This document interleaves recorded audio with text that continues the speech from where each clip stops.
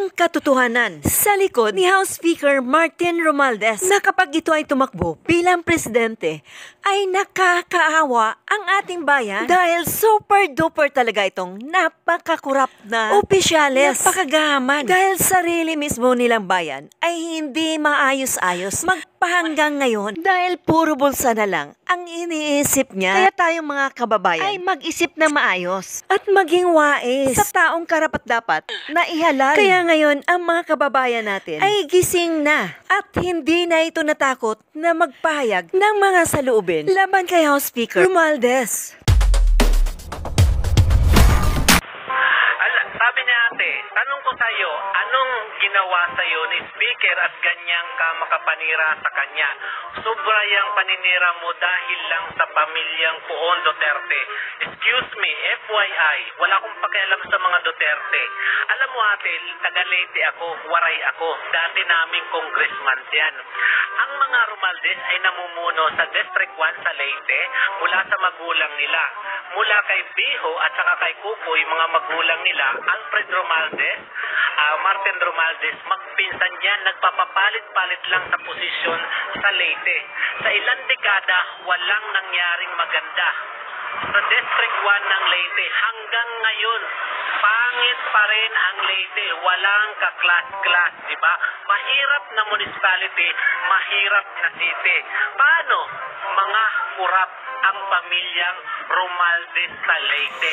Sa mga pahayag ng TikToker ay talagang totoo ito. Dahil personally, na-witness ko talaga ang kanilang bayan na talagang hanggang sa ngayon ay wala ka talagang makikitang progreso sa kanilang bayan. Samantala, ang mga Duterte naman ay taliwas naman ang kanilang mga pamumuno sa lungsod ng Davao City. Dahil napaka-progresibo ang lungsod ng Davao. Kalsada, highways, coastal road, bypass tunnel, bridges, at wala ka nang makikita ang mga poste ng mga electricity sa labas ng mga buildings. Hindi katulad ng dati na akala mo mga spaghetti ang mga wire na nakalaylay. Dahil ang mga wirings nito ay nakabaon na sa lupa, kaya very safe na ang ating mga kababayan sa lungsod ng Davao. Ang proyektong ito na ibinaon na sa lupa ang mga wiring ay naumpisahan ito ni BP Sara sa kanyang termino bilang mayora at ngayon naman ay ipinagpatuloy ni Mayor Baste. Kaya, all I can say, like father, like children as well. Kaya dito mo talaga makikita ang mga dedikasyon sa pamamahala ng mga Duterte. Kaya, don't forget to vote wisely. At atin namang pakinggan ang pamamahala ni BP Sara bilang mayora sa lungsod ng Davao na galing sa isang taga-Davaoenyo. Sir, medyo busy. Okay, dito tayo mga kawain.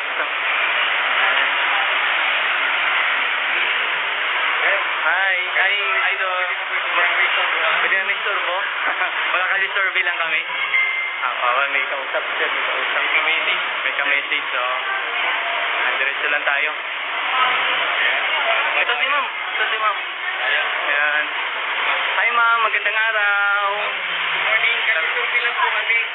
Kung sakali pong 2020 presidential election ngayon, kung sakali tumakbo si BP Sara Duterte, Rabi Tulfo, Ma'am Leni Robredo, Manny Pacquiao at saka si Martin Romualdez, sabi nga po sa kanila, sino po ang tingin nyo karapat-dapat?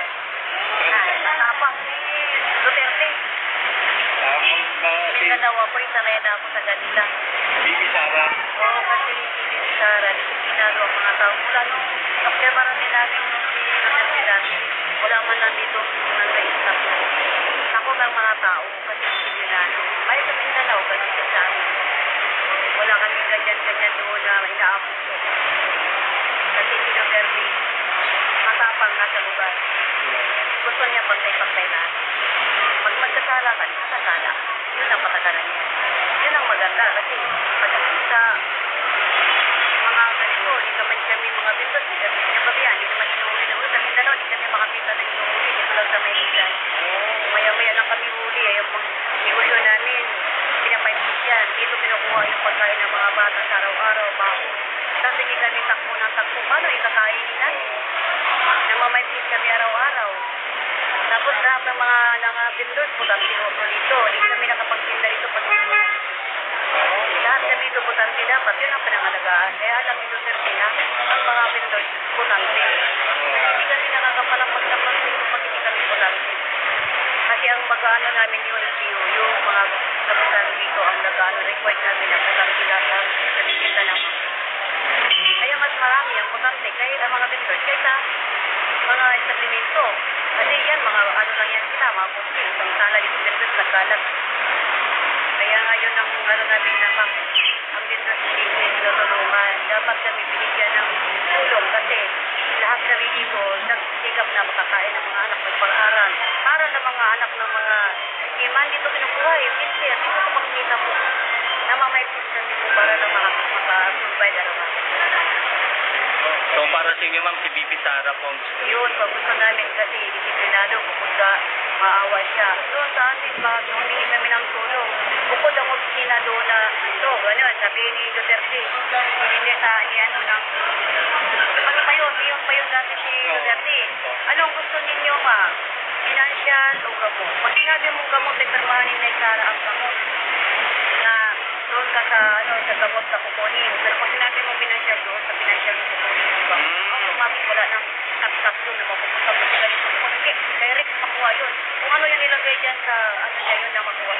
Ganun kami sa Davao. Kaya yung sabi ng paninira dito, hindi ako nanuniwala dyan. Kasi subok na ako, doon ako naman sa Davao, hindi na lang. Mayor pa lang sa Mayor Duterte, ganun ang patakaran namin. Ayaw niya niyang inaapi, ayaw niya yung naabuso ka, apulis doon disiplinado sa amin, walang ating pulis doon na nakakulis. Di ba mga pulis dati dito, hindi natapon sa Mindanao pag nagkaganon. Ganon siya kakanin pa. Pero maganda ang pamalakan natin dahil makaayos kami ng anak buhay. Wag lang yung illegal lang ino namin ayaw niya. Yes ma'am. Yung talagang nasa tama lang.